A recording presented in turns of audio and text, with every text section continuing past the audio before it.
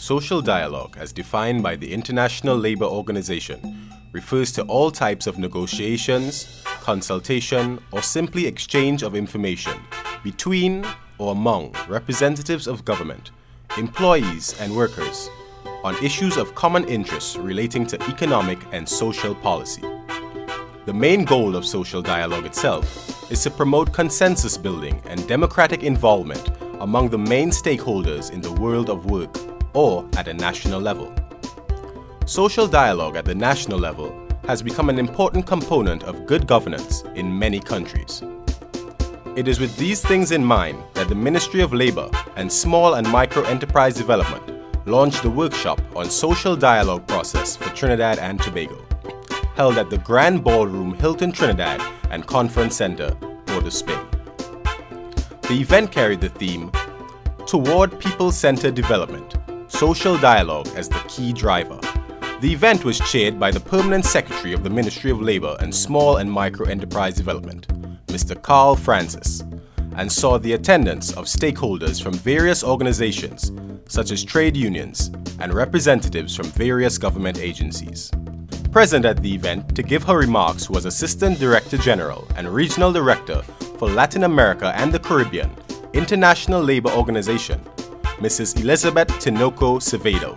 The Tripartite Caribbean Symposium on Tripartism and Social Dialogue, held in Barbados 2011, underlined the role of tripartism and social dialogue as a means to advance national economic and social development, and concluded that national social dialogue mechanism should be institutionalized and underscored the key role that social dialogue plays in supporting regional integration and trade agreements.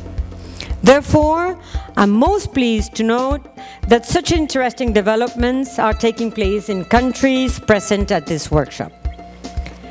The main concern today is how to promote sustained economic growth that creates jobs, while learning from past experience to fine-tune policies to deal with possible new crises or significant imbalance in the future. Also in attendance was the Minister of Labour and Small and Micro Enterprise Development, the Honourable Errol McLeod, who also gave his remarks. The cases of Mauritius, Singapore and Barbados have demonstrated that social partnership can transform economies to new levels of growth, employment, and industrial stability.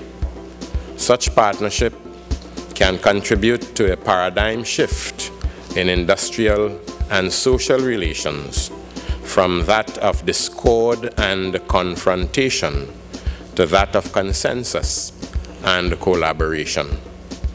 As we move forward with this process, I wish also to welcome the ILO Regional Director for Latin America and the Caribbean and senior ILO experts from Geneva who are also present with us today.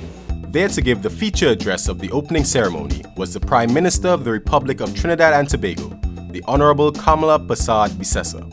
We come together today to formulate a new platform of engagement and partnership.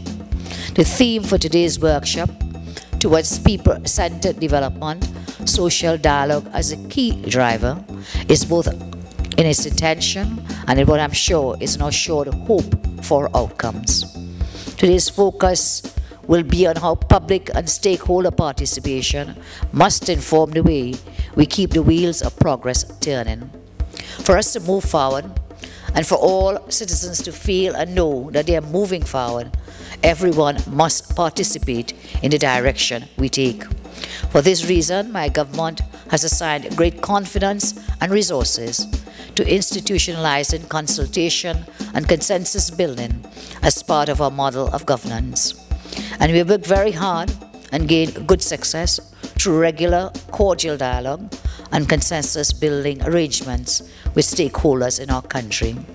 The highlight of the first day of deliberations included dialogue sessions that highlighted the use of social dialogue in various countries, such as Jamaica and Mauritius. Day 2 of the workshop consisted of working group sessions in which participants shared ideas on priority issues to be addressed as well as different ways of shaping the operational framework for the social dialogue process of Trinidad and Tobago. Following the group sessions, participants were given the opportunity to report on their findings and ideas. During the event, participants voiced their opinions on the topics of social dialogue and its importance. What I want to see transpired from this event is that we actually move from just having one introductory consultation, but we actually move into actually institutionalizing social dialogue in Trinidad and Tobago. Obviously, the question of involving stakeholders in dialogue to build consensus and to find solutions for societal problems obviously is a good approach. All right, we see it from where I sit as part of good governance and part of democratizing the process and empowering people, because I share the view and hold strongly to that view that the citizens who are affected by decisions that are made by the government or by even the employers ought to be involved in the process in making those decisions, all right, that affect them. So in other words, policy decisions that affect anyone, the person who is affected must be involved, right, in that process. And therefore the question of dialogue, and I will want to say democratic dialogue as opposed to social dialogue, must be the order of the day. For me, social dialogue is an excellent idea and is a necessity for all the countries in the world. And we have the evidence everywhere in the world that social dialogue is very, very important. It's very important because the social dialogue is the way, is the mean to have in a country social peace. It's in a country a manner to consolidate democracy. It's a manner in a country to have social justice. It's a way for a country to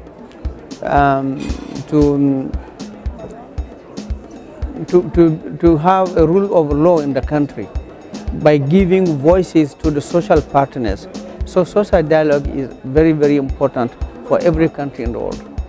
As the workshop came to an end, the participants left with a greater understanding and appreciation of social dialogue, as well as new ideas and initiatives that will hopefully be implemented within Trinidad and Tobago to increase the level of social dialogue and in turn continue to increase the flow of communication and information within our country for years to come.